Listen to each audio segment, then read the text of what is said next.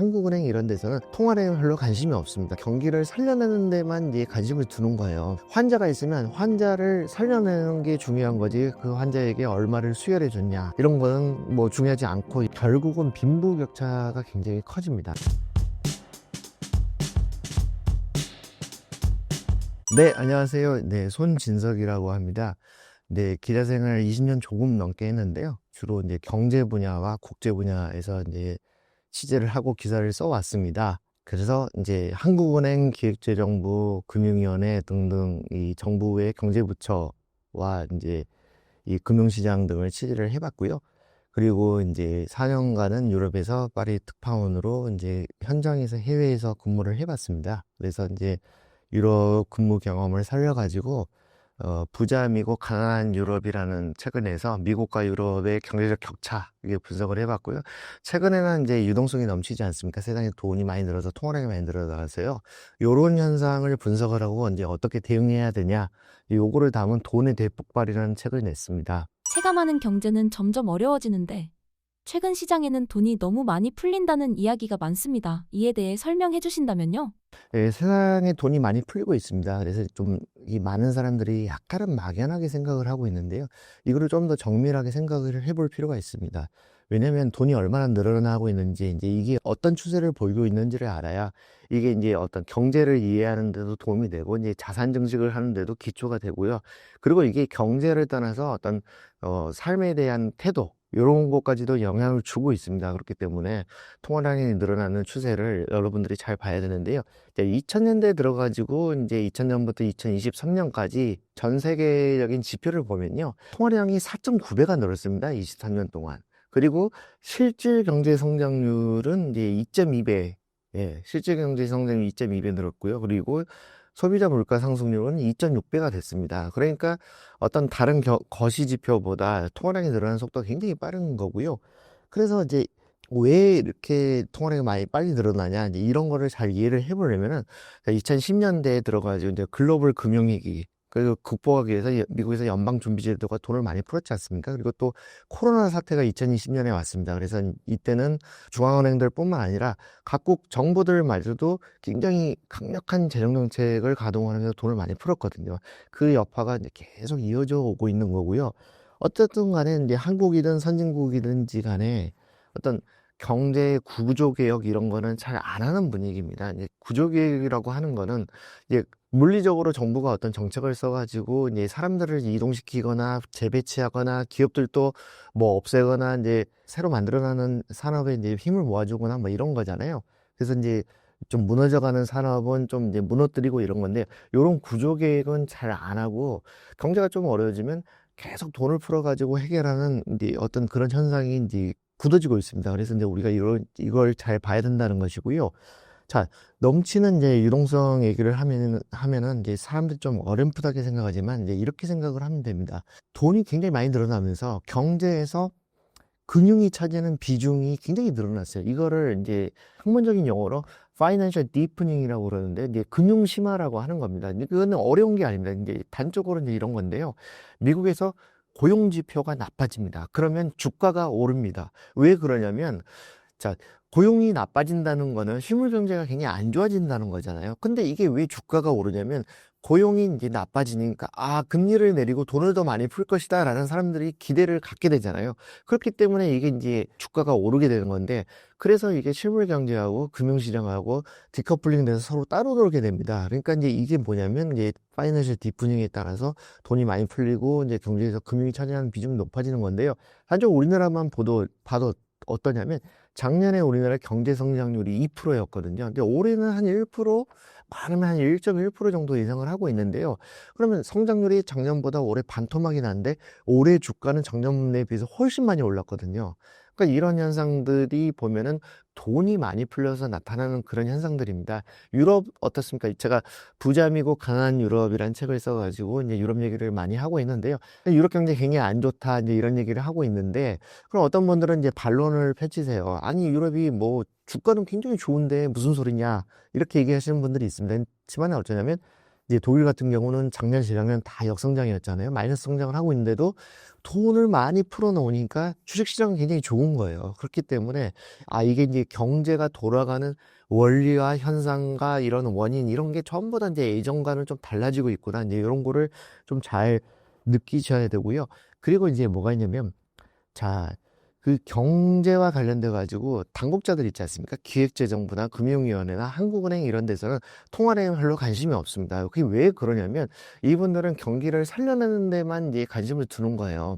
그러니까 돈을 아무리 많이 풀고 어쩌고 얼마나 많이 풀리고 이런 거에 대해 관심을 두지 않습니다. 그러니까 경기만 살려내면 되는 거고, 그러니까 이제 어떻게 이해하시면 되냐면 환자가 있으면 환자를 살려내는 게 중요한 거지 그 환자에게 얼마를 수혈해 줬냐 이런 거는 뭐 중요하지 않고 이런 거죠. 그리고 통화량이라고 하는 거는 주로 이제 민간에서 대출의 반복으로 이렇게 늘어나는 것이거든요. 그렇게 하다 보니까 이 당국자들은 이 통화량이라고 하는 거를 컨트롤할 수가 없습니다. 아주 옛날에 90년대 후반까지는 총 통화량의 관리 제도를 한국은행에서 이제 운영을 했거든요. 근데 이후로는 통화량이 너무 늘어나고 여러 가지 거시 여건이 달라져 가지고 이 통화량을 이제 컨트롤할 수가 없습니다. 그렇다 보니까 이제 관심이 멀어지고 있는데요. 근데 우리 일반인들은 좀 다릅니다. 일반인들은 통화량이 늘어남으로 인해서 이제 경제 여건 달라지고 투자 여건도 달라진다. 이제 이런 거를 좀 잘 생각을 해 봐야 되는 거고요. 무엇보다 통화량이 많이 늘어나면 화폐 가치가 하락을 합니다. 달러로 보면 2000년에 100달러, 그게 지금 가치로는 한 53달러 정도밖에 안 되는 거거든요. 돈이 많이 늘어날수록 화폐 가치가 하락한다. 이거는 이제 우리가 이제 머릿속에 명심을 해야 되는 것이고요. 그리고 통화량이 늘어나면서 물가가 많이 오릅니다. 그러니까 사실 1990년대부터 한 30년까지 코로나 사태 직전까지는 굉장히 저물가였거든요. 글로벌하게. 근데 그 이후로는 여러 가지 요인에 의해서 이제 물가 많이 오르고 있고 우리는 어떻습니까? 11월까지 3개월 연속 2%대의 물가 상승률을 보이는데요. 이 정도면은 최근에 한 30년 이렇게 비교를 해봤을 때 경기 사이클, 검색식, 타점 로직 이 세 가지를 하나로 합쳐서 평생 써먹는 투자법으로 만들었습니다. 선착순으로 모집하니 서둘러 신청해 주세요. 상당히 높은 수준의 물가가 벌어지고 있습니다. 그렇기 때문에 돈이 많이 늘어난다는 거 우리가 굉장히 경각심을 갖고 이제 살펴볼 필요가 있습니다. 현금 가치가 빠르게 떨어지고 있다는 말이 있는데 한국 통화량 증가는 어느 수준까지 와 있으며 이 흐름은 되돌릴 수 없을까요? 한국은행이 이제 통화량 데이터를 제공하는 게 1986년치부터 있습니다. 이제 1986년에는 우리나라 통화량이 연평균으로 이제 48조 원 이 정도였고요. 작년 같은 경우는 연평균으로 4,045조 원이었습니다. 그래가지고 38년 동안 한 84배 정도가 올라갔거든요. 굉장히 통화량이 이제 늘어나는 속도가 굉장히 빠른 거고, 그리고 이제 2020년대에 들어서 한 5년을 보면요. 올해 8월 기준으로 정확하게 4,400조 원이었습니다. 근데 이제 5년 전인 2020년 8월, 이제 코로나 사태로 본격적으로 돈을 많이 풀기 시작할 때쯤이잖아요. 그때가 이제 3,100조 원이었거든요. 그러면 5년 사이에 1,300조 원이 늘었고 연평균 260조 원이 늘었습니다. 굉장히 빠른 속도로 이제 늘어나고 있는 것이고요. 요거를 되돌리기가 어렵습니다. 이 통화량이라고 하는 거는 경제 성장 속도에 맞춰서 쭉 비례해서 올라가는 경향을 보이고요. 무엇보다 이제 정부가 꼭 한국 정부뿐만 아니라 주요 선진국 정부들이 돈을 많이 풀기 때문에 이 추세를 되돌리기는 굉장히 어렵습니다. 자, 앞으로도 이제 우리나라 정부가요, 재정 지출을 많이 늘릴 예정인데요. 자, 내년 2026년 정부 예산이 어떻습니까? 728조입니다. 근데 정부가 이제 중기 재정 계획을 발표하는 걸 보면은 자, 2029년까지 연평균 5.5%씩 정부 예산을 늘린다고 돼 있습니다. 그래가지고, 자, 2029년이 되면 835조 원까지 늘어납니다. 그래서 이제 이게 중요한 게 뭐냐면, 예산 자체를 늘리는 것도 잘 봐야 되지만 이 예산을 늘리면서 얼마나 적자 국채를 찍어내는지를 잘 봐야 됩니다. 그러니까 지금 내년에 728조 원을 이렇게 집행을 하고 2029년에 835조 원을 집행하는 게 전부 세금 수입으로 하는 게 아니거든요. 거의 100조 원 넘는 적자 국채를 찍습니다. 적자 국채를 찍으면 어떻게 되냐면 이게 국채가 유통이 되잖아요. 그러면은 이게 이제 국채값이 떨어지고 시중금리가 올라가기 때문에 그러면은 이제 이 한국은행에서 개입을 해가지고 국채를 매입해서 돈을 새로운 돈, 세상에 없던 새로운 돈을 계속 풀어놓게 되거든요. 그래서 이제 이 추세, 이 흐름을 되돌리기는 어려운 거고요. 지금 정부의 중기 재정 계획을 보면은 2029년까지 아무리 적어도 한 해에 109조 원의 적자 국채를 찍는 걸로 나와 있습니다. 그렇기 때문에 돈이 이제 늘어나는 이 추세, 통화량이 늘어나는 추세, 이게 꺾이기는 쉽지 않고요. 자, 이제 물가가 많이 올라서 이제 금리를 좀 올린다거나 대출 규제를 강력하게 하면 약간의 브레이크는 잡힐 수가 있겠지만 그래도 이 추세를 막기는 어려운 거고요. 최근 5년 사이에 연평균 한 260조 원씩 늘었다고 했잖아요. 그러면 금리가 올라가고 대출 규제가 강해진다 하더라도 앞으로 5년간 적어도 연평균 한 200조 원씩은 늘어나지 않을까. 우리에서 투자자들은 요 부분을 굉장히 이제 유심히 머릿속에 이제 그 각인을 시켜놓고 이제 투자 활동을 해야 됩니다. 그래서 보면은 통화량이 늘어나는 거는 이렇게 정부가 국채를 많이 찍어가지고 한국은행에 인수를 해서 새로운 돈을 이제 세상에 뿌려놓으니까 이렇게 해가지고 이제 그렇게 되면은 민간에서 대출이 연쇄적으로 일어나가지고 통화량이 늘어나는 거거든요. 근데 꼭 정부가 돈을 뿌리는 게 아니더라도 우리나라 경제가 계속 성장을 하고 있거든요.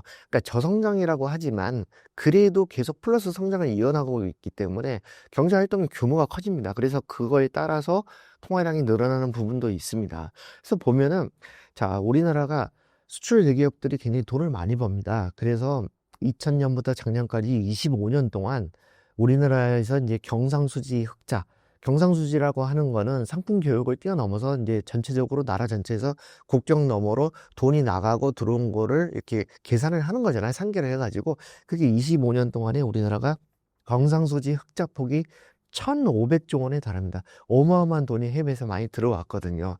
그래서 이제 계속 이렇게 경제 규모가 커지고 해외에서 돈이 유입되고 그래서 이런 게 통화를 많이 늘리는 거고요. 그리고 또 무시할 수 없는 게 대기업 직원들 의 급여 수준이 굉장히 좋아졌습니다. 그래서 작년 같은 경우에 우리나라 이제 매출 기준 100대 대기업 중에서 5곳이 직원들의 평균 연봉이 이제 1억 원을 넘었고요.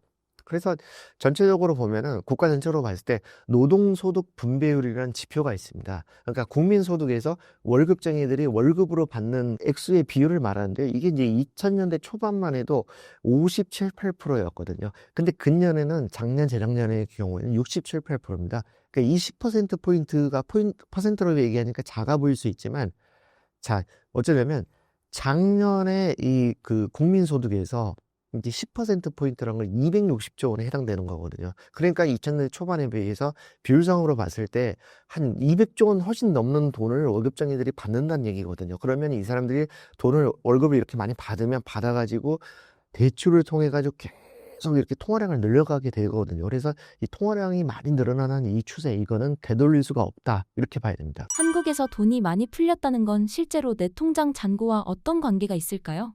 이 실질적인 금리를 봐야 되는데요. 이제 실질 금리라고 하는 거는 금융회사, 그러니까 우리가 은행에다가 돈을 맡기면은 이제 이자를 주지 않습니까? 그런 어떤 명목 금리에서 이 물가 상승률을 뺀 게 이제 실질 금리인데요. 물가 상승률이라고 하는 거는 이제 물가가 올라서 돈의 가치가 실질적으로 하락하는 그 부분이잖아요. 근데 이제 이 실질 금리가 굉장히 낮습니다. 그래서 지금 보면은 한국은행 기준금리가 2.5%잖아요. 그리고 이제 11월에 소비자 물가 상승률이 2.4%였습니다. 그 차이가 0.1%포인트밖에 안 되는 상황인데요. 자, 시장금리로 보면은 이제 3년물 국채금리, 요게 이제 요즘 한 3.1% 정도 됩니다. 그러면은 이제 어때요? 자, 물가 상승률은 2.4%잖아요. 그러면 이제 그 차이가 이제 뭐 1%도 안 되지만 여기서 이제 이자 소득세나 이제 이런 거를 내면은 그 차이가 굉장히 줄어드는 거죠. 3년 만기 이제 정기예금 시중은행에서요. 그게 이제 요즘 금리가 2.6%밖에 안 하거든요. 그러면 물가 상승률하고 이제 거의 이제 붙어 있기 때문에 이자를 이렇게 은행이나 이제 금융회사에 맡겨놓고 이자를 받는다 하더라도 그 이자를 받는 액수가 이 물가가 상승해가지고 화폐 가치가 떨어진 만큼하고 거의 비슷해 버리기 때문에 우리한테 남는 게 없는 게 됩니다. 그러니까 통화량이 늘어날 때는 이런 부분들을 좀 잘 봐야 되는 것이고요. 그리고 이제 그 통화량이라고 하는 거는 이 광해 통화량이라고 하는 그 개념은 여러 가지가 있습니다. 이제 만기 2년 이하의 이제 정기예금, 정기적금 이런 거를 포함해 가지고 MMF라고 그러죠. 머니마켓 펀드, CMA, 종합자산관리 계좌, 그리고 어음, 펀드, 뭐 수익증권 뭐 이런 것들이 있지 않습니까? 이렇게 총칭해서 얘기를 하는 건데요. 올해 이제 8월 기준으로 이제 제가 아까 4,400조 원이라고 말씀드렸잖아요. 그중에서 절반이 좀 넘는 거를 개인들이 갖고 있어요. 개인들이 금융회사 계좌에 돈의 형태를 갖고 있는 거거든요. 그래서 이 사람들이 언제든지 이제 금리가 낮아지고 이제 금융회사에 맡겼을 때 수익성이 떨어진다고 생각하면 돈을 꺼내가지고 뭐 아파트를 살 수도 있고 주식을 살 수도 있고 이렇게 대기를 시켜놓은 돈이 굉장히 많다고 봐야 되는 거거든요. 그래서 이제 어떻습니까? 다들 이제 자절적으로 하는 말이 나만 돈이 없고 다들 돈이 많다 이제 이런 얘기들을 하잖아요. 그래서 이제 뭐 대출 규제가 심해져 가지고 25억 넘는 서울 아파트를 살 때 대출이 2억밖에 안 나오잖아요. 그럼에도 불구하고 강남에 보세요. 50억, 60억, 70억짜리 아파트가 쭉쭉 다 거래가 되지 않습니까? 그래서 통화량이 많이 늘어난 시대. 이제 그래서 이제 우리가 은행 계좌에만 맡겨놓고 가만히 있을 것이냐, 적극적으로 투자를 할 것이냐 잘 생각을 해봐야 됩니다. 돈이 많이 풀리는 것이 부동산이나 주식 같은 자산 가격이 오르는 현상과는 어떤 연결이 있나요? 자, 어떻습니까? 이제 통화량이 늘어난다는 거는 이제 되게 어떻습니까? 이제 이 대출의 연속을 통해 가지고 늘어나기 때문에 금리가 낮을 때 이제 통화량이 많이 늘어나게 됩니다. 그리고 또 정부가 돈을 적극적으로 풀 때도 늘어나는데요. 자, 이게 이제 이 돈이 많이 늘어나게 되면은 이제 자산가들은 화폐 가치 하락에 대응하기 위해서 돈을 많이 빌려가지고 부동산이나 주식, 이제 이런 이제 어떤 실물 자산 쪽으로 투자를 많이 늘리게 됩니다. 그래서 기존의 자산을 많이 갖고 있는 사람이 유리해집니다. 이 통화량이 많이 늘어나고 금리가 낮은 국민에서. 이게 어쩌면 당연한 걸로 볼 수도 있는데요. 화폐 가치 하락에 대응하기 위해서 사람들이 자산을 사려고 하잖아요. 그럼 기존에 자산을 갖고 있는 사람들이 팔 수가 있기 때문에 더 높은 가격에 팔 수 있기 때문에 더 유리해지는 거거든요. 자, 그러니까 이제 통화량이 많이 늘어날 때 이렇게 생각해 보면 좋습니다. 자기 자신만의 마당을 갖고 있는 사람은 눈이 많이 내렸을 때 그 눈을 받을 수 있는 거거든요. 근데 자기 마당이 없는 사람은 눈이 많이 내렸을 때 그 눈을 이렇게 수집을 할 수 없는 거거든요. 이게 그런 원리로 쉽게 생각을 해보시면 되는데요. 자, 어떻게 생각을 해봐야 되냐. 이제 미국의 연방준비제도의 자료를 제가 쭉 데이터를 보고 이제 돈의 대폭발이라는 책을 썼는데요. 거기 보면은 2010년대 이후에 미국에서 광해 통화량 M2가 늘어나는 속도하고 미국의 S&P 500 지수가 상승하는 속도가 거의 일치를 합니다. 굉장히 이제 비슷하게 일치해요. 그래프로 보면 거의 비슷하고 연준에서 이제 그런 그래프를 내놓기도 했거든요. 또 뭐랑도 비슷하냐면 미국의 평균적인 집값이 상승하는 거하고 미국의 이제 광해 통화량이 늘어나는 거 역시 거의 비슷한 기울기로 가고 있습니다. 그렇기 때문에 자, 이게 통화량이 늘어나는 추세, 이거는 아까 제가 말씀드렸듯이 뭐 한국은행이나 기획재정부나 이런 데 있는 사람들은 관심이 별로 없어요. 그 사람들은 그냥 경기를 어떻게 살릴 것이냐, 여기 이제 거시적인 그 여건만 보는 거고요. 돈이 얼마 늘어나는지는 관심을 두지 않는데 우리 개인들은 그 얼마나 늘어나는지 그 스피드를 잘 보고 투자 활동을 해야 될 필요가 있는 겁니다. 그래서 요즘 어떠냐면 돈이 많이 늘어난다는 거는 선진국 정부들이 부채를 많이 낸다는 거하고도 이제 같은 말이거든요. 그렇게 이해하면 쉽습니다. 왜냐면 이제 정부들이 이제 돈을 많이 푼다는 건 아까 제가 말씀드렸듯이 적자 국채를 많이 찍어가지고 돈을 뿌리는 거거든요. 그러면 이렇게 되면 어떻게 되냐면은 자, 정부들이 부채가 많이 늘어난다는 뜻이 되니까 이제 그렇게 되면 어떻게 되냐면 선진국 통화에 대한 신뢰가 떨어집니다. 요즘 워낙 원화 가치가 낮아져 있긴 하지만 달러 가치 역시 예년에 비해서는 좀 내려가 있거든요. 그 이유가 뭐냐면 미국 정부가 너무 부채가 많기 때문이거든요. 그래서 이런 현상에도 좀 대비하기 위해서 사람들이 실물 자산으로 많이 옮겨가는 추세가 나타나고 있습니다. 그래서 올해 어떻습니까? 단적으로 금값이 엄청나게 올랐잖아요. 이게 통화량이 늘어나고 부채가 많이 늘어나고 그래서 달러 가치가 예전만큼 굳건하지 않다, 이런 생각을 갖기 때문에 사람들이 이제 금을 많이 사들이는 것이고요. 그리고 뭐 에너지나 식량이나 구리 같은 어떤 실물 자산에 관심을 많이 갖게 됩니다. 그래서 자, 서울 아파트에 많이 몰리는 것도 비슷한 심리라고 볼 수 있는데 돈이 많이 풀렸을 때 내가 그래도 가장 신뢰할 수 있는 자산이 무엇인가, 이제 이걸 생각했을 때 우리나라 같은 경우에는 서울 아파트만한 게 없다라고 많은 사람들이 생각하기 때문에 가격이 많이 오르고 이런 거거든요. 그래서 이제 요즘 같은 경우는 달러 가치도 조금 흔들고 있기 때문에 글로벌 투자자들 중에 돈이 많은 사람들은 어떻게 투자를 하냐면 전통적인 이제 이 안전자산, 독일 국채 있지 않습니까? 분투라고 하는데 여기에 투자하는 사람도 있고, 일본의 엔화라든가 일본 국채에 투자하는 사람도 있고, 또 유럽에서 스위스 프랑에 투자하는 사람들도 좀 늘고 있습니다. 그래서 ETF를 투자하시는 분들이 많은데요. ETF라고 하는 것 자체가 분산 투자이기 때문에 요즘 같은 경우에 ETF를 통한 투자를 많이 늘릴 필요도 있어 보입니다. 그리고 어쨌든 명심하셔야 되는 거는 어쨌든 통화량이 많이 늘어날 때는 적극적으로 화폐 가치 하락에 대응을 해야 되는 거고, 이거는 자산 구입으로 이어질 수 있다. 이 흐름을 놓치고 가만히 지켜만 보고 있으면은 상대적으로 자산이 뒤처질 수가 있습니다. 한국 경제의 통화량 증가 속도가 성장 속도보다 빠르면 어떤 일이 벌어질까요? 통화량이 늘어나는 속도 있지 않습니까? 이게 이제 최근에 작년까지 38년 동안에 이제 우리나라에서 통화량이 늘어나는 거는 단순산술하면 연평균 12.4%가 늘었거든요. 근데 실질 경제 성장률하고 소비자 물가 상승률을 합친 게 9%대입니다. 그러니까 명목으로 커지는 것보다도 통화량이 훨씬 더 빨리 늘어나고 있거든요. 그래서 이제 이런 추세에 대응해야 된다라는 그런 경각심을 가진 사람들이 많이 늘었습니다. 그래서 이제 통화량이 이렇게 많이 늘어나게 되면요. 특히 이제 경제 성장 속도보다도 더 빨리 늘어나게 되면 어떤 문제가 생기냐면 결국은 빈부격차가 굉장히 커집니다. 그래서 원래 자산을 많이 가진 사람이 이제 유리하게 되는데요. 이 자산가들은 이제 저금리 시대가 되면 돈을 굉장히 거액을 많이 빌려가지고 또 다른 자산을 사는 그런 투자 행위를 하게 되는 거고요.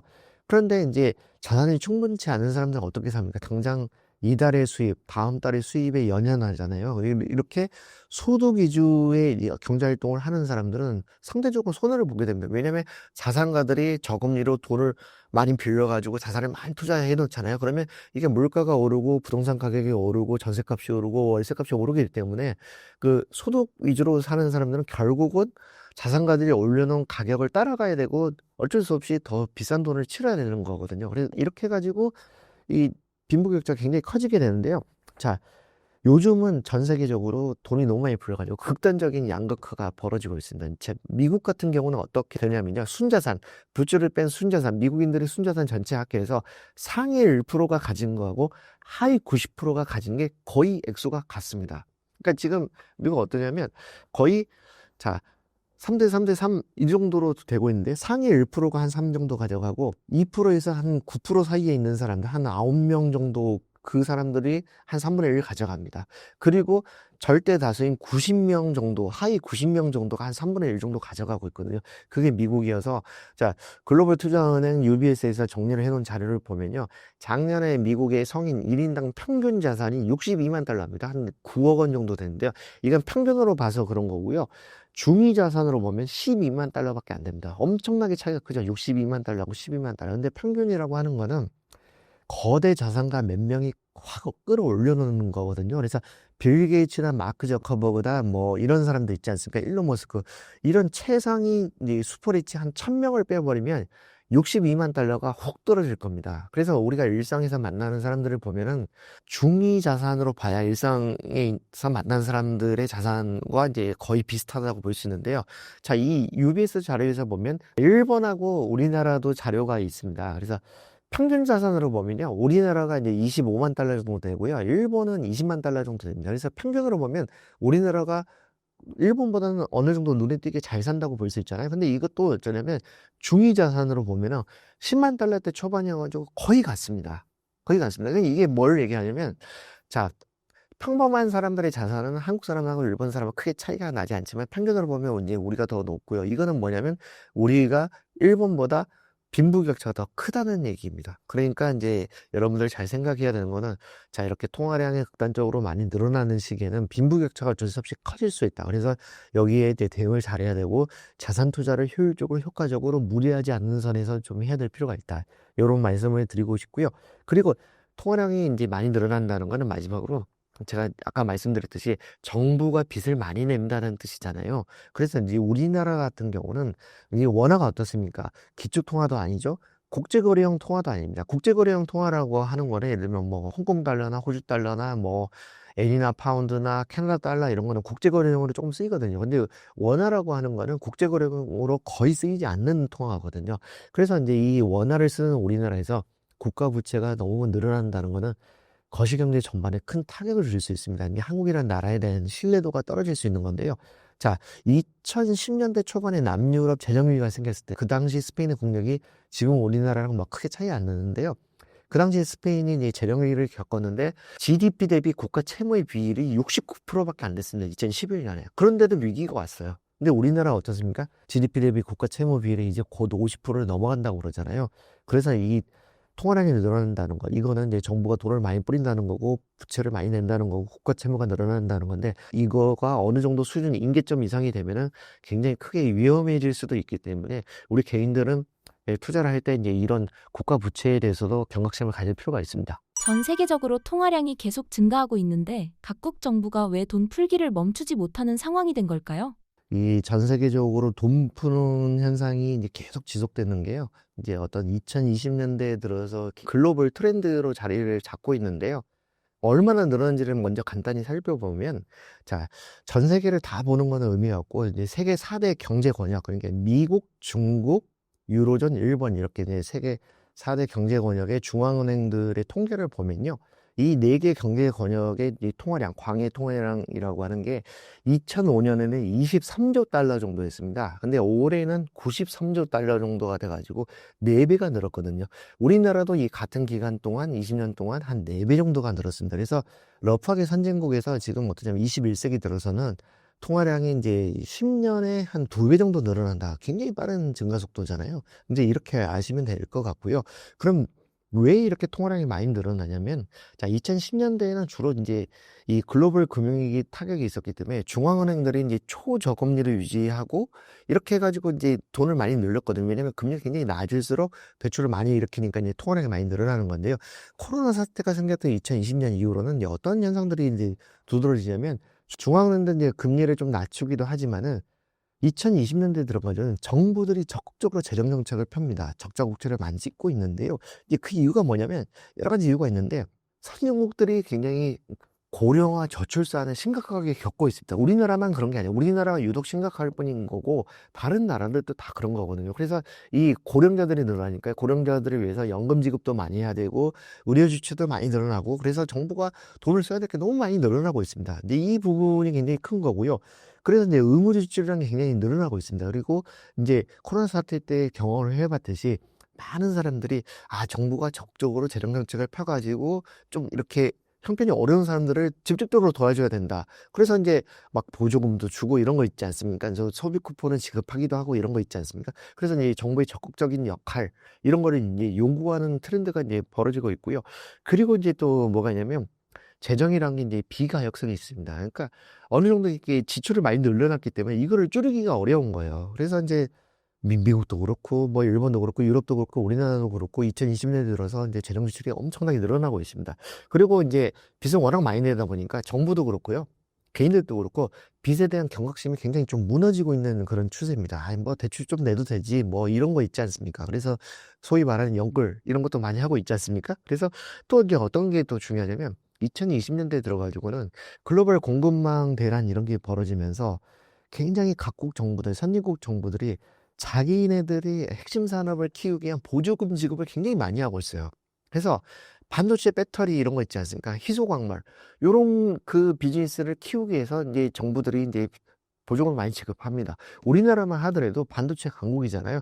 기업들이 다 100% 다 하는 거 아닙니다. 올해 같은 경우에 우리나라가 이제 재정에서 정부에서 반도체 산업을 지원하기 위해서 쓴 돈만 30조 원이 넘을 정도입니다. 그리고 이제 또 뭐가 있냐면, 자, 러시아 우크라이나 전쟁 이게 있지 않습니까? 이게 이제 굉장히 특히 유럽 국가들한테 영향을 주고 있는데 국방비 지출이 급증하고 있습니다. 주요 선진국에서. 그래서 이렇게 굉장히 많은 돈을 지출을 하고 있고요. 주요 선진국들이. 그리고 이제 적자 국채를 많이 찍어가지고 시중 통화량을 많이 늘리고 있습니다. 그래서 여러분들 유심히 좀 봐야 될 게 뭐냐면, 전통적으로 이제 우파 정부들은 재정 긴축을 선호하고, 그리고 이제 뭐 좌파 정부는 이 재정 확대를 선호하고, 이 어떤 이 구분이 있었지 않습니까? 이게 2020년대 들어서 거의 무너졌습니다. 트럼프 정부가 이제 공화당 정부잖아요. 근데 재정 긴축합니까? 안 합니다. 우리나라에서도 어떻습니까? 윤석열 정부 때 재정 지출을 많이 줄였냐? 안 줄였거든요. 그러니까 이런 게 세상이 달라진 어떤 공식이고 법칙인 거거든요. 그러니까 이런 거를 좀 잘 보셔야 되는 거고요. 그리고 이제 이게 이제 통화량이 늘어나는 거를 되돌릴 수가 없는 이유가 뭐냐면은, 워낙 이 부채가 많아지다 보니까 미국을 비롯해서 주요 선진국들이 이 명목 GDP를 크게 늘려가지고 화폐 가치를 떨어뜨려가지고 이제 부채 부담을 줄이려고 합니다. 그러니까 미국 같은 경우는 이제 어떻게 해야 하냐면은요. 자, 미국이 이제 올해 9월 기준에 이제 국가 채무가 이제 37.6조 달러입니다. 이게 이제 어떠냐면 우리나라 돈으로 하면 5경 4천조 원이 넘는 돈이거든요. 그래가지고 반년 만에 1조 달러 넘게 국가 채무가 늘었고, 이게 이제 국채 이자를 갚는 비용만 미국 정부가 이제 1조 달러 이상을 한 해 써야 됩니다. 그러니까 어마어마한 거죠. 이 이자를 갚는 돈만 해도 미국 정부 예산의 13%를 차지할 정도의 어마어마한 거거든요. 그럼 이제 이거를 어떻게 하냐면은 이 돈을 늘려가지고 화폐 가치를 떨어뜨려가지고 이제 부채 부담을 줄이는데, 뭐 예를 들어 설명하면 이런 겁니다. 그러니까 자, 국가 채무가 이제 1,000조 원이고요.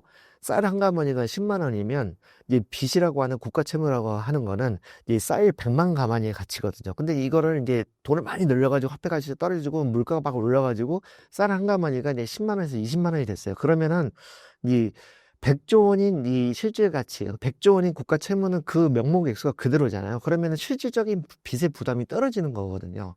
그러니까 이제 이런 원리로 인해서 이제 주요 선진국들이 계속 돈을 많이 늘리는 추세에 있습니다. 그렇기 때문에 글로벌하게 돈이 굉장히 많이 늘어나고 있고, 이거는 되돌릴 수 없고, 이게 미국이 주도하고 있고 유럽도 따라가고 있고 전 세계적으로 나타나고 있다, 이렇게 이해를 하시면 됩니다. 글로벌 통화량 폭증이 원화 가치에 어떤 영향을 미치고 개인에게는 어떤 신호일까요? 자, 일단은 통화량이 많이 늘어나면서 이제 화폐 가치가 떨어지고 있는데요. 요즘 많이 나오는 얘기 뭡니까? 원달러 환율이 급등했다. 즉, 원화 가치가 많이 떨어졌다. 이런 얘기들을 많이 하잖아요. 근데 이게 이제 단적으로 보면 돈도 수량이 있기 때문에 돈의 수량에 의해서 가치가 영향을 많이 받습니다. 미국 같은 경우는 어쩌냐면 2022년에 금리를 연방준비제도가 굉장히 갑자기 많이 올렸잖아요. 그리고 그때 어떻게 되냐면 양적 긴축이란 걸 해가지고 시중의 유동성을 많이 빨아들였습니다. 예.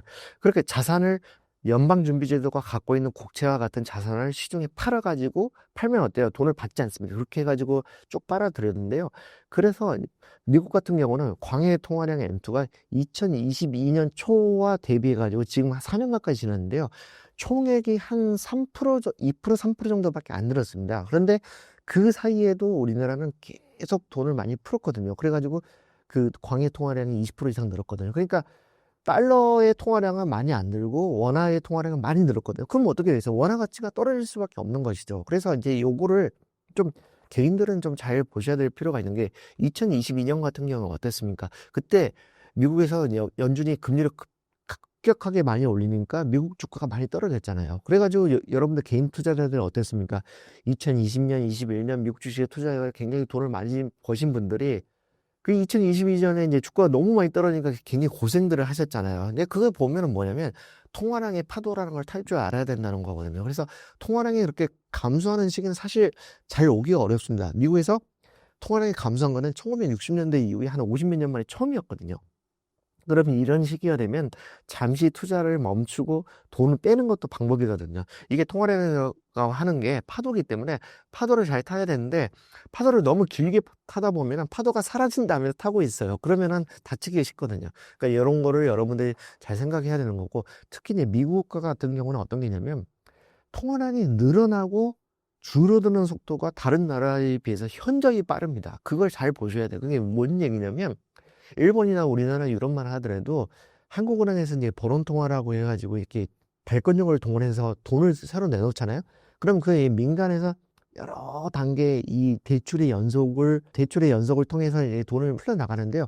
그 속도가 이제 민간에서 대출이 연쇄적으로 일어나는 그 시간이 필요하기 때문에 약간은 느린 편입니다. 근데 미국은 어떠냐면 달러라고 하는 게 이제 특별히 가치가 폭락할 위험이 없는 그런 통화이기 때문에 굉장히 빠른 속도로 찍어내는 거거든요. 그래서 그게 보면은 통화량이 늘어나는 그 비율, 통화량이 늘어나는 원인을 비율을 나눠보면은 우리나라나 뭐 유럽이나 이런 데는 있지 않습니까? 그러면 전체 한 80%가 민간에서의 어떤 대출의 연속으로 이제 이루어지는 겁니다. 근데 미국은 어쩌면 이 비율이 한 55%에서 60%까지 낮아요. 그게 왜 그러냐면 정부 또는 연방준비제도가 돈을 엄청나게 빨리 풀 수가 있거든요. 그렇기 때문에 미국의 통화량이 좀 늘어났다 줄었다 하는 게 좀 커질 수가 그 속도가 상당히 빠르다는 걸 여러분들이 이제 염두에 두실 필요가 있고요.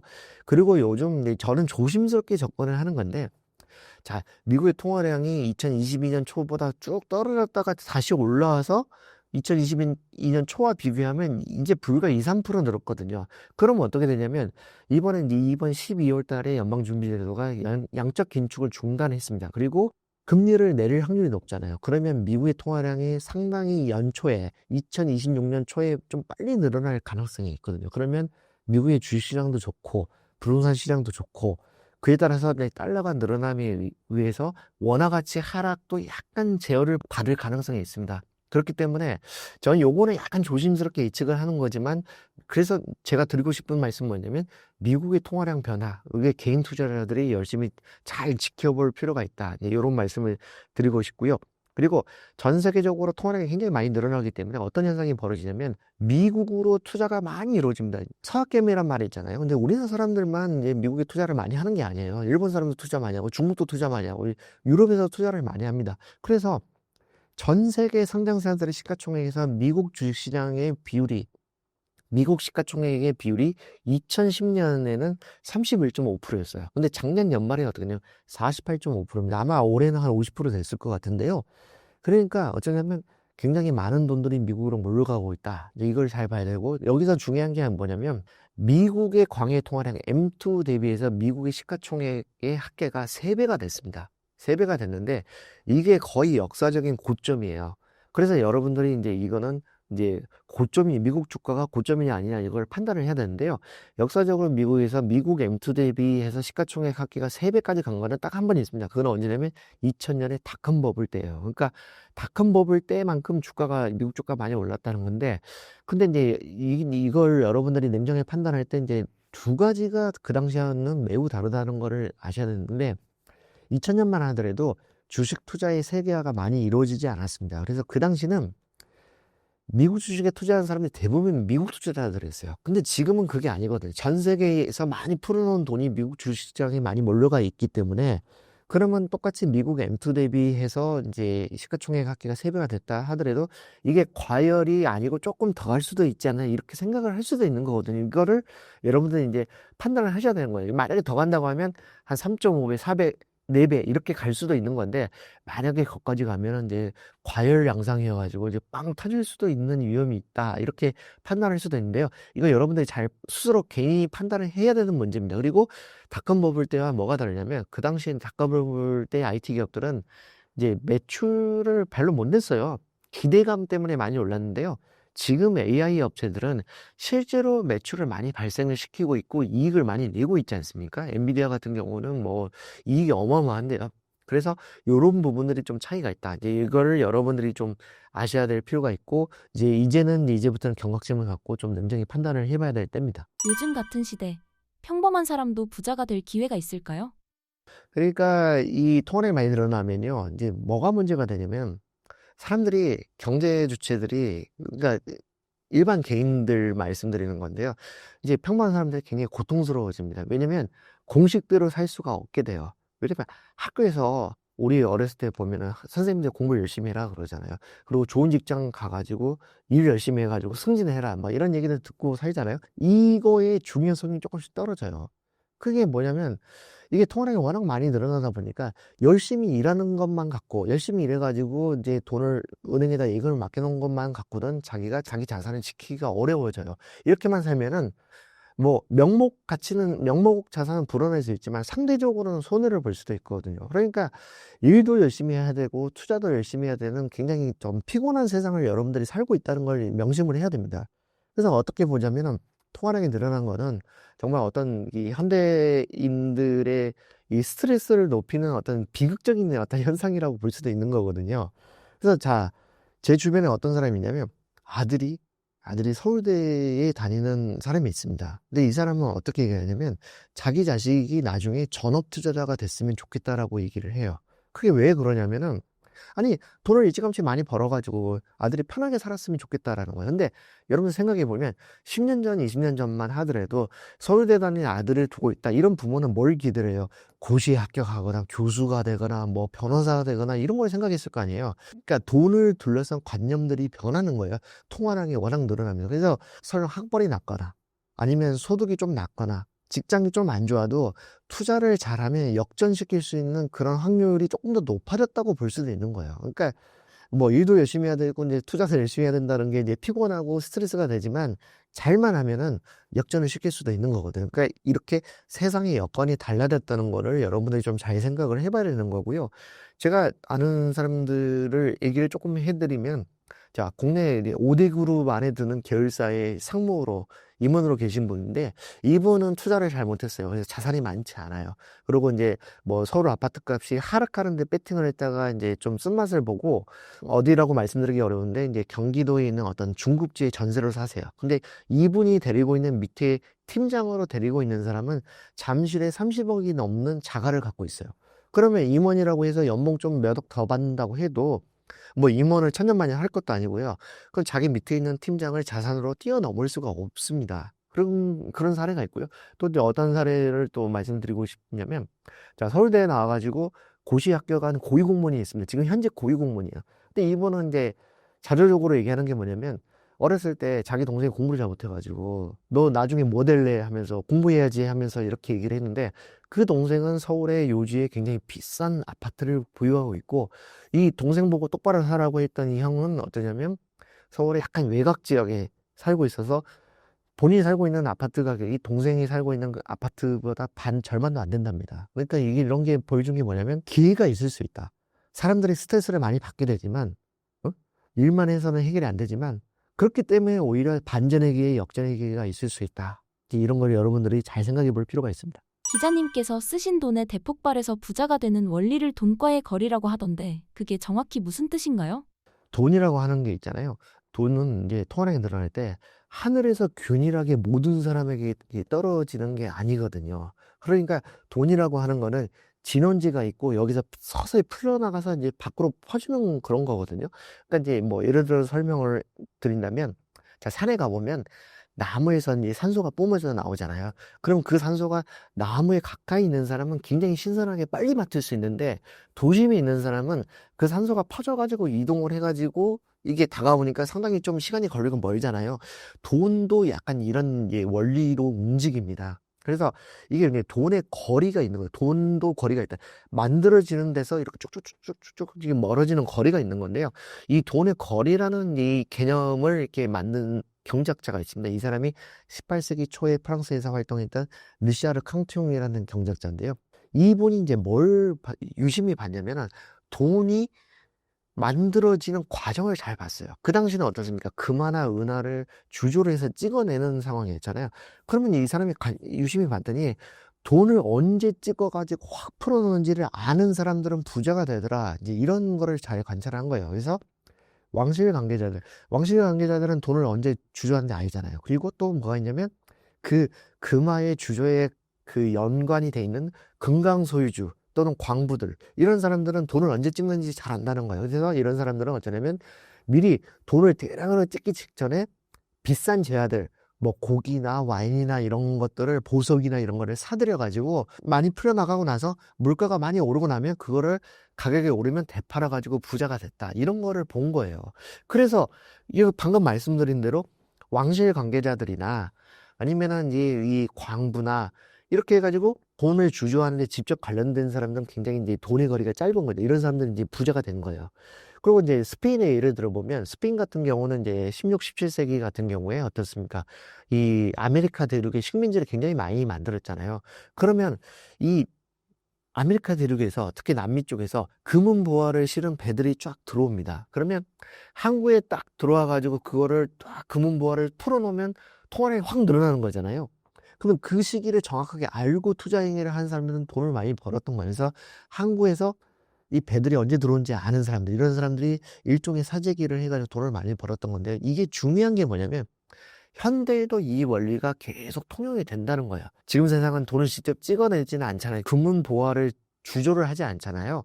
그러면 이제 어떻게 하냐면은, 자, 1단계, 2단계, 3단계가 있습니다. 1단계 같은 경우는 정부나 중앙은행 단계예요. 그래서 어떻습니까? 이제 국채를 찍어내거나 번원통화를 풀어놓거나 이렇게 해가지고 돈이 이렇게 나오잖아요. 세상에 나오면, 그러면 은행이나 기관 투자자들한테 먼저 갑니다. 그래서 두 번째 단계로 이쪽에서 투자 기회가 있는 거고, 일반 개인들은 이제 3단계까지 가야 돈이 더 금융회사를 통해서 더 풀려야만 이제 손에 쥐는 거거든요. 그래서 이게 돈의 거래가 있기 때문에 이렇게 해가지고 이런 원리로 이제 움직인다는 거를 잘 봐야 되는데, 칸트 형이 얘기하는 거는 돈의 거리가 짧을수록 돈을 더 많이 벌 수 있다. 이 부자가 될 수 있다. 이런 얘기를 합니다. 굉장히 이제 개인들이 돈의 거리를 짧게 가져가려고 노력을 해야 됩니다. 정보를 많이 받아들여야 되고요. 돈이 흘러가는 움직임 이런 거를 잘 봐야 됩니다. 돈이 1단계, 2단계, 3단계로 가면서 어떤 변화를 보이냐 이걸 잘 봐야 되는데, 자, 예를 들면 이런 거예요. 그러니까 개인 투자자들에 비해서 기관사들은 기회를 빨리 잡는 편입니다. 예를 들면 자, 글로벌 금융위기가 지나고 났을 때 그때 어떻습니까? 그 주택담보대출을 못 갚아가지고 은행에 압류된 집들이 엄청 늘었잖아요, 미국에서. 이런 집들을 블랙록 같은 거대 자산운용사들이 싼 값에 사들였어요. 그랬다가 연방준비제도가 돈을 많이 풀었잖아요. 많이 풀어가지고 집값이 많이 오른 다음에 이 집들을 더 오른 가격에 팔았어요. 그러면 일반인들은 어떻습니까? 더 비싼 값을 주고 집을 산 거거든요. 자산운용사에 비해서. 이런 식으로 이렇게 돈의 거래에 따른 이 차이가 벌어지기 때문에 여기에서 많이 이렇게 대응을 잘해야 되는데, 이걸 적극적으로 대응을 잘하고 3단계의 개인들이 있지만 1단계, 2단계처럼 생각을 하고 그렇게 움직이는 게 굉장히 이제 자기 자산을 이제 지키고 투자를 하는 데 중요하다. 이제 이런 말씀을 좀 드리고 싶습니다. 정보 유통이 빠른 요즘 개인 투자자는 어떤 정보를 주의 깊게 보고 어떻게 안테나를 세워야 할까요? 돈의 거래를 짧게 가져가려면요, 이제 개인도 기획재정부처럼 생각하고 중앙은행처럼 생각하고 이런, 내가 개인이 아니고 돈을 만드는 주체에 가깝다. 이렇게 생각을 하고 이제 움직이면은 조금 다르게 보일 수가 있습니다. 그래서 보면은 자, 예를 들면 이런 거예요. 소비 쿠폰을 준다고 할 때요, 내가 저거를 얼마를 받아가지고 어디다 써야지 이렇게 생각하는 것도 당연하지만 좀 더 거시적으로 봐가지고, 자, 소비 쿠폰을 뿌리기 위해서 어땠어요? 정부에서 추가 경정 예산을 집행을 했고, 그걸 하기 위해서 어땠으면 적자국채를 찍었거든요. 그래서 올해 같은 경우에 2번의 추경을 하기 위해서 적자국채를 찍은 게 30조 원이었어요. 그래서 원래 적자국채를 올해 80조 원 찍기로 했는데 30조 원을 늘려가지고 110조 원을 찍었거든요. 그러면 시중의 통화량이 더 많이 늘어나는 거거든요. 그래서 어떤 사람들 그랬잖아요. 소비 쿠폰이 이 서울의 아파트 값을 올린다고 했는데, 그거 가지고 비웃는 사람들이 있었어요. 소비 쿠폰 그거 다 합치면 대충 한 15조 원 정도인데, 그 정도 가지고 시가총액이 한 1,800조 원 되는 서울의 아파트 값을 어떻게 밀어 올리냐, 그렇게 반응을 했는데, 그거는 아주 단편적인 산수만 한 거예요. 소비 쿠폰을 지급하기 위해서 돈도 있고요. 그걸 지급하기 위해서 이제 국채를 더 많이 찍었잖아요. 그러면 이게 통화량이 이만큼 더 늘어난 거고, 그게 시중에 이제 한 30조만큼 국채가 풀리면 그거 이상으로 연쇄적으로 대출이 일어나가지고 돈이 더 많이 풀리는 거거든요. 그러면 서울의 아파트값도 더 밀어 올리고 주가도 더 밀어 올리게 되는 거거든요. 이런 원리를 여러분들이 잘 보셔야 되는 거고요.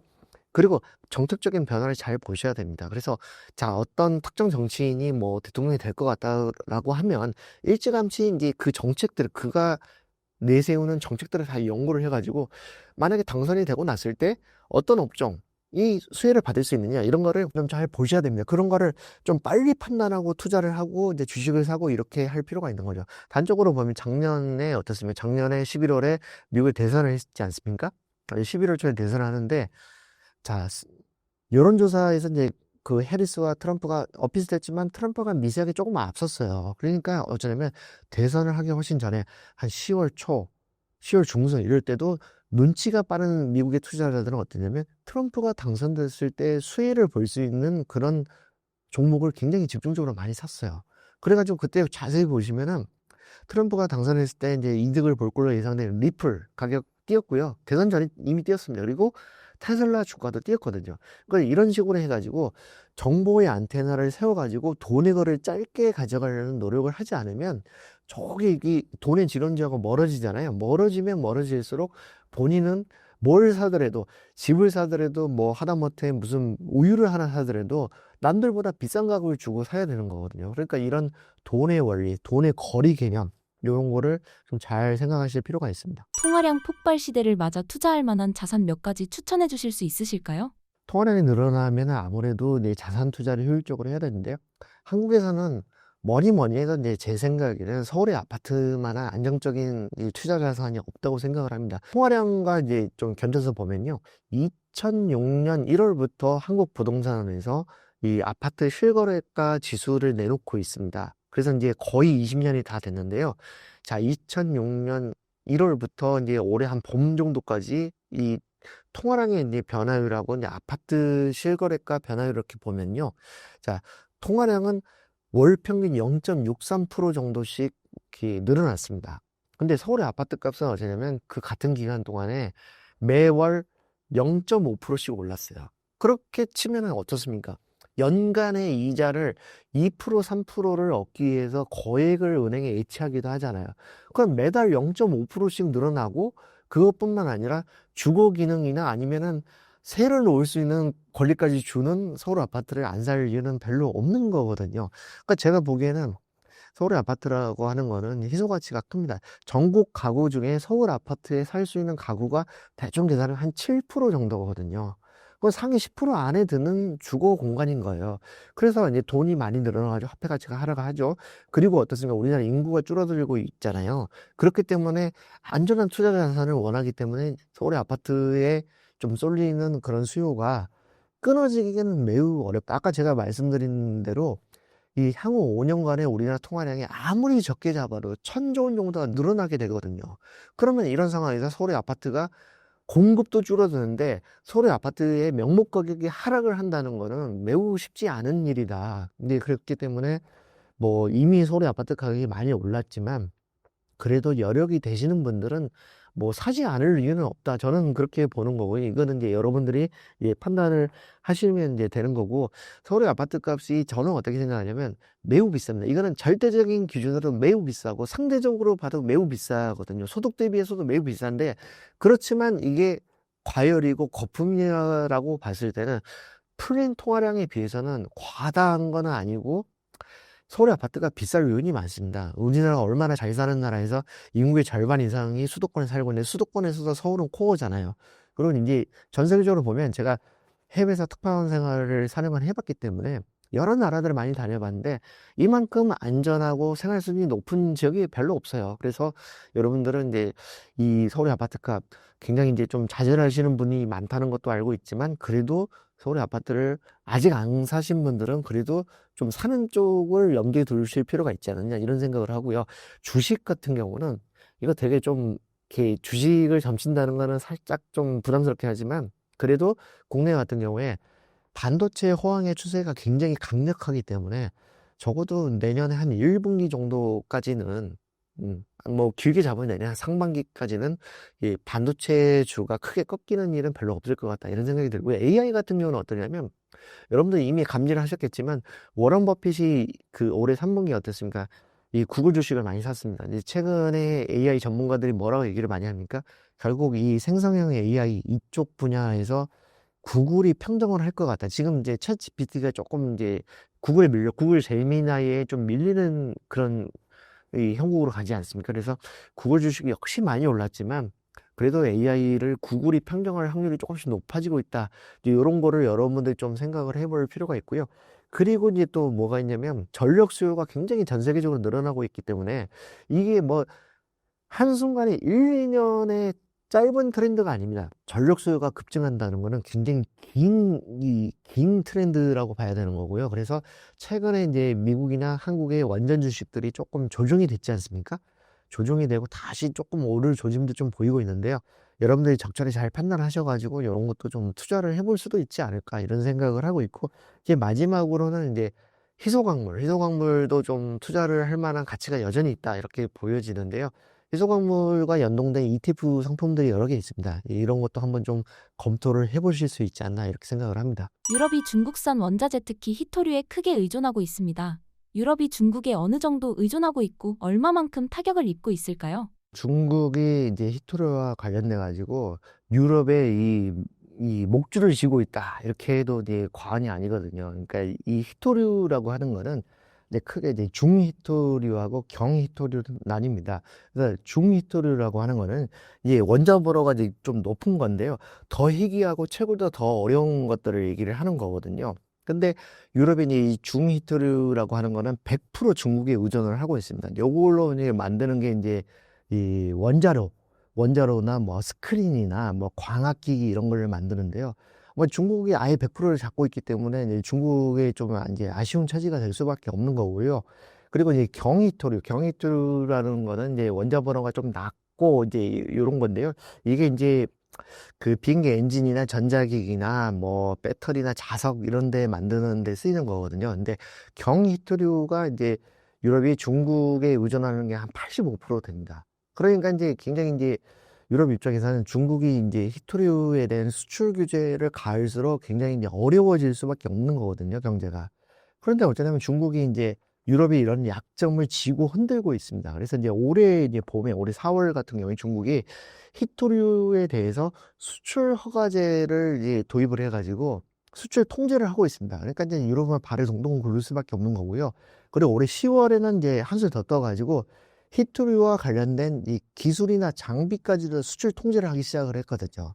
그러니까 이제 이런 상황이 되다 보니까 이제 유럽의 이제 자동차 산업이라든가 뭐 배터리 산업, 그리고 이제 방위 산업, 또 풍력 에너지, 이제 요런 부분들, 이제 유럽이 굉장히 좀 중요한 산업들, 이런 산업들이 굉장히 타격을 입고 있어가지고 이거를 이제 어떻게 해결해야 되냐는 큰 과제가 되고 있습니다. 그래서 유럽 나름대로 이제 좀 생각을 하고 있는 게 이제 히토류의 공급망을 좀 다양화해 보겠다. 이제 이렇게 얘기를 하고 있지만 이것도 이제 실효성이 좀 낮은 게 뭐냐면 이게 히토류라고 하는 게 세상의 모든 나라가 나오는 게 당연히 아니지 않습니까? 그렇다 보니까 이제 한계가 있을 수밖에 없고요. 그리고 유럽에서 이제 내년부터는 히토류에 대해서 이제 재활용을 본격화하겠다. 뭐 이렇게 얘기를 하고 있는데 그래서 이제 히토류를 이렇게 좀 그 수거를 해가지고 이제 추출을 해가지고 재활용을 해보겠다 이렇게 하는데 이렇게 할 수 있는 그런 분량이 충분하지 않을 걸로 예상이 되고 있어서요. 아무래도 히토리와 관련돼서는 유럽이 계속 중국에 끌려가는 그런 양상이 될 수밖에 없는 상황입니다. 유럽에는 중국산 물품들이 이미 시장을 잠식하고 있다는데 그것 때문에 유럽에서도 두려움이 커지고 있다고 하고요. 어느 정도인가요? 그러니까 이제 단적으로 이제 EU가 이제 그 교육을 하지 않습니까? EU는 이제 한 단위로 27개 회원국이 하나의 묶음으로 이제 교육을 많이 하고 이제 그렇게 통계도 많이 내는데요. EU 입장에서 봤을 때 이제 수출 대상국이 어떻게 되냐면 미국, 영국, 중국 순서입니다. 1, 2, 3위가. 근데 EU 입장에서 수입을 해오는 대상국은 어떻게 되냐면 순서가 거꾸로 반대로 돼 있어요. 중국, 미국, 영국 순서입니다. 그러니까 이 자체만 보더라도 어쩌냐면 이유가 중국의 수출은 적게 하면서 수입은 굉장히 많이 해온다는 뜻이거든요. 근데 이게 정도가 이미 굉장히 많이 심각해졌습니다. 근데 EU에서 내놓은 통계를 보면요. 작년 같은 경우에 어쩌냐면 중국과의 교역에서 자, 수출은 2,133억 유로였어요. 근데 수입은 5,178억 유로예요. 그러니까 어떻습니까? 이게 지금 이유가 중국에 수출을 한 금액이 수입을 한 금액의 절반도 안 됩니다.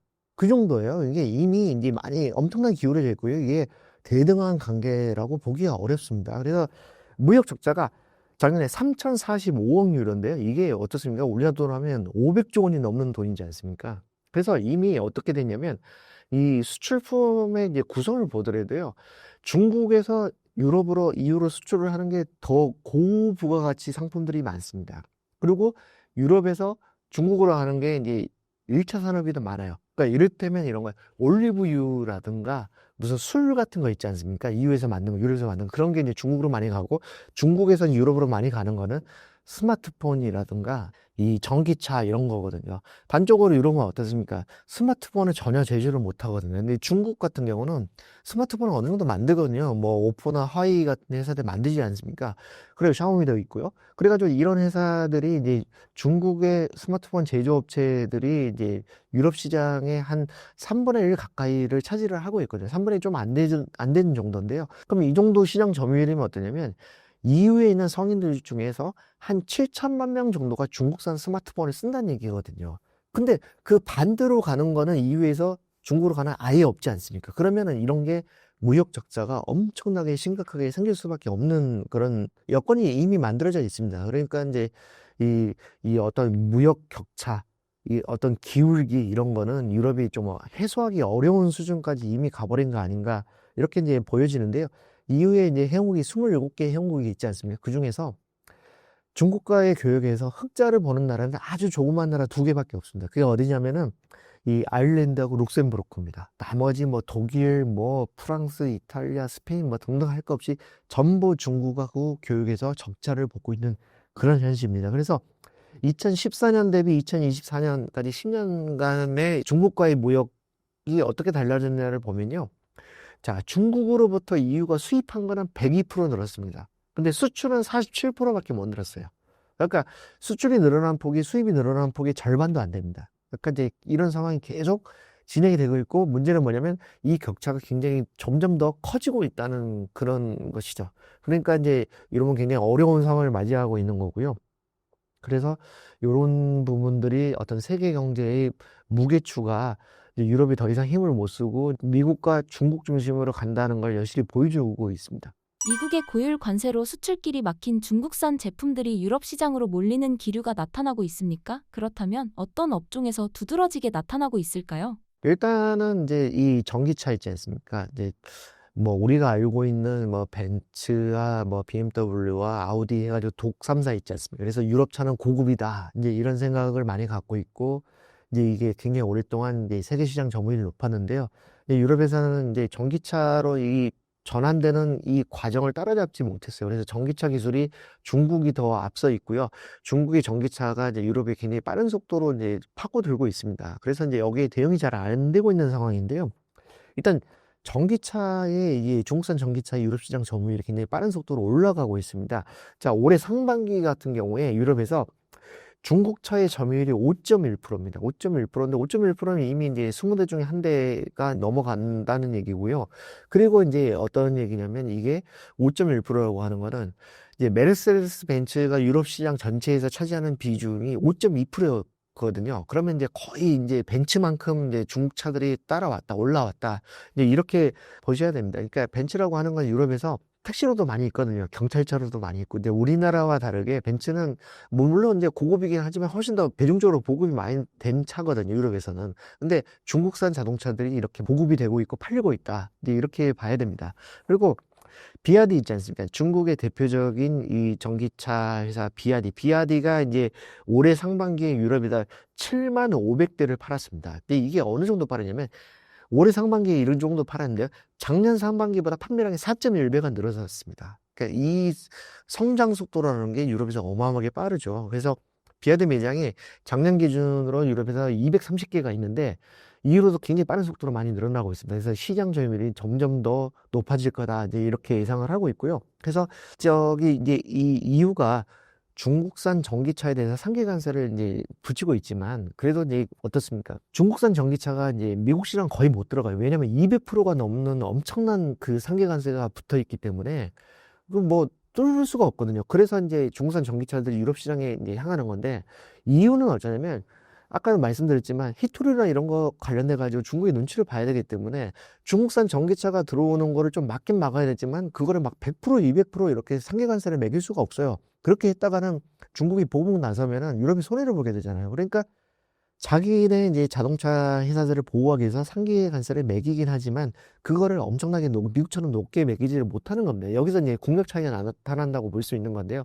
그러다 보니까 뭐 비아디아 같은 가격 경쟁력을 가진 이 전기차들이 상계 관세를 조금 맞는다 하더라도 유럽에서 상당히 경쟁력 있게 팔리고 있는 그런 실정이라고 봐야 됩니다. 일단은 이제 중국과 유럽과의 관계에 있어서요. 이제 자동차 산업을 보면은 유럽 자동차 회사들이 양면으로 중국에 타격을 입고 있어요. 이게 무슨 얘기냐면 한쪽에서는 뭐냐면 중국이 거시 경제가 안 좋지 않습니까? 그러니까 독일산 고급차를 옛날만큼 많이 사주지를 못해요. 중국 사람들이. 그러니까 펄크스바겐 같은 경우에는 중국 시장이 이제 중국 시장에서 전체 판매의 30%를 넘게 팔았거든요. 근데 지금은 판매량이 뚝 떨어졌거든요. 중국의 거시 경제 여건이 많이 안 좋다는 것도 되고요. 그리고 또 뭐가 있냐면 중국차의 경쟁력이 많이 올라와가지고 특히 전기차 중심으로 그래서 이 중국차들이 유럽에서 또 많이 팝니다. 많이 파는 만큼 유럽 차들의 이제 유럽 내 판매량이 좀 줄고 있거든요.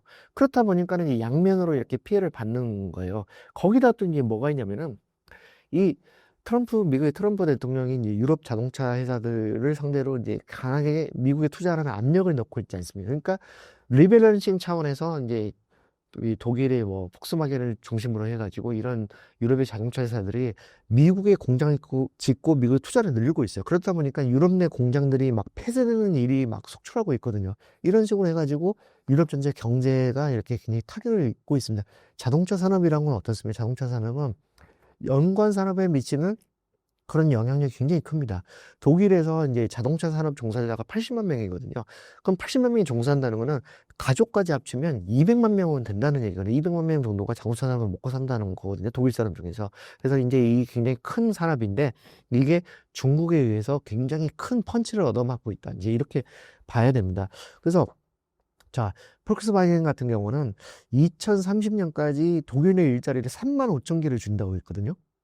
근데 이게 이제 전체 직원의 한 30%에 해당되는데 3만 5천 개의 일자리를 줄여준다는 거는 가족까지 해가지고 한 10만 명의 즉각적인 타격을 입는다는 그런 얘기지 않습니까? 그래서 이제 독일에는 또 어떤 게 있냐면 켈른에 가면은 포드 공장이 있습니다. 이 포드 공장이 뭐냐면 이 1925년에 만들어져가지고 올해 딱 100년이 됐거든요. 그러니까 미국의 자동차 산업이 초창기에 이제 유럽에 진출한 거 성공적으로 보여주는 그런 공장인데요. 이 공장에서 올해 처음으로 공장이 만들어진 100년 만에 처음으로 파업을 했는데 그 파업을 한 이유가 일자리를 줄이고 이제 공장을 축소시킨다고 하니까 이제 항의를 해가지고 이제 시위가 벌어졌던 거거든요. 이런 식으로 굉장히 큰 타격이 벌어지고 있습니다. 이제 폭스바겐 같은 경우는 트럼프 압력을 받아가지고 이제 미국에 이제 공장을 짓는다고 하는데요. 2030년까지 우리나라 돈으로 9조 원 가까운 돈을 이제 투입을 해가지고 미국에서 이제 이 전기차를 현지 생산하기로 했습니다. 이제 그렇다 보니까 이제 유럽이 어째요? 그 자기네가 만든 차가 중국에서 덜 팔리고 유럽에서 덜 팔리고 그리고 이제 공장은 줄이고 그 공장을 이제 미국으로 옮겨가야 되고 이제 이런 상황이 있습니다. 그러니까 이게 유럽 경제에 굉장히 큰 막대한 타격을 이제 불러일으키고 있다. 이렇게 이제 봐야 되는데요. 기본적으로 이제 독일 같은 경우에 특히 이제 자동차 산업이 계속 꽃을 피우기 어려워진 게 원가가 너무너무 비싸졌습니다. 러시아 우크라이나 전쟁 이후로요. 지금 독일의 전기료라고 하는 거는 자, 미국의 2배 가깝고요. 우리나라의 3배 가깝습니다. 근데 전기료가 이제 원가에 차지하는 비율이 꽤 되지 않습니까? 이런 식으로 경제 활동을 하는 것 자체가 굉장히 어려워졌고 차를 생산하는데 비용이 많이 들어가게 됐습니다. 그래서 이런 추세로 보자면은 중국 전기차의 그 기술력이 높아지고 있는 이런 상황에서 유럽산 승용차 자동차, 특히 독일산 자동차의 경쟁력은 계속 떨어질 수밖에 없는 그런 여건입니다. 중국산 배터리와 태양광도 유럽 시장을 파고들지 않습니까? 이미 시장 점유율이 상당히 높다는데요. 그건 어떻습니까? 세계 1위 배터리 업체 있지 않습니까? 이게 중국의 CATL이거든요. 이 회사가 지금 이제 헝가리에다가 이제 공장을 이제 만들어가지고, 원래 독일에 공장이 하나 있었고, 헝가리에 공장을 추가를 했습니다. 그래가지고 곧 가동이 들어가는데요. 이 CATL이 이제 유럽 시장을 공략하는 속도가 어마어마하게 빠릅니다. CATL이 2019년만 해도 유럽 시장의 이제 배터리의 점유율이 어느 정도예요? 1%에서 1%. 근데 작년에는 놀랍게도 35%입니다. 5년 사이에 시장 점유율이 35배가 올라갔어요. 어마어마한 거죠. 다른 중국 배터리 업체들까지 합쳐가지고 유럽에서 자동차용 배터리 시장의 중국 점유율이 40%를 이미 넘어섰습니다. 그러니까 이제 거의 이제 시장이 잠식되기 시작을 하고 있고요. 압도적으로 이렇게 이 생산성을 높여가지고 중국 배터리가 이제 유럽에서 이 경쟁력을 갖고 시장 점유율을 높여가고 있고요. 그리고 이제 태양광은 배터리보다 더 압도적입니다. 지금은 어떻게 되냐면 중국의 시장 점유율이 97에서 98%를 왔다 갔다 하는데요. 이게 이제 2018년 정도만 해도 80% 정도였는데 지금은 거의 100%에 가까워졌거든요. 이거는 이제 97%, 98%라는 거는 뭘 얘기하냐면 시장의 이제 완전 석권이라는 거거든요. 싹쓸이라고 봐야 됩니다. 이제 이런 상황이 벌어지고 있으니까 시장을 완전히 이제 중국이 지배를 하는 거죠. 이제 그렇게 돼가지고 태양광 같은 경우에 이제 유럽의 자체적인 제조 역량이 거의 소멸했다고 해도 과언이 아닙니다. 이제 이런 게 이제 어떻게 가능한 거냐면 이 태양광이라고 하는 거는 이제 어쩌면 이 많이 만들수록 대량 생산을 할수록 원가가 떨어지는 속도가 굉장히 빠르거든요. 근데 중국 업체들은 굉장히 빨리 만들 수 있고 많이 만들 수 있거든요. 근데 유럽 업체들은 어쩌냐면은 일단은 어쩌면 이 업체들이 크기가 크지 않아요. 작은 업체들이요. 그리고 이제 유럽은 어떻습니까?